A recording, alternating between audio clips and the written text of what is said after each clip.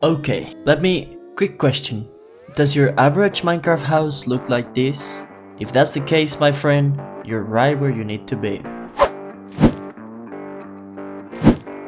Alright, so in this tutorial we're gonna go through the most important basic tips to improve our Minecraft building. Now, the very first mistake that we make is the shape of the foundation, which brings us to tip number 1.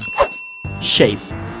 Try not to limit yourself to a basic square foundation shape. Even the slightest modification to the form at the start will make a huge difference. Variation. Don't stick to the same material or color all the time.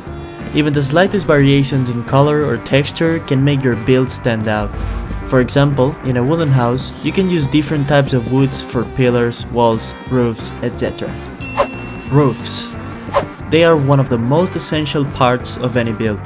Playing with the roof's level, shape and color will conclude your building style. Structure.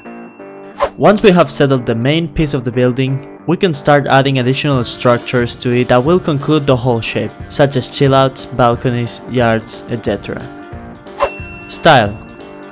A common mistake from beginners is trying to mix up different styles in one build. At first, the best option is always to stick to the same style. For example, using always the same shape for the different roof structures, or the same materials for the different walls, pillars, beams, etc. Adding detail.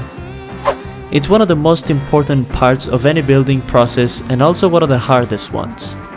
When adding detail to a structure, I recommend to look for a balance in detail, otherwise it will be either too boring or too overwhelming. Search for detailing tips on YouTube and experiment yourself with the different blocks. Anything can be used for decoration if you want it.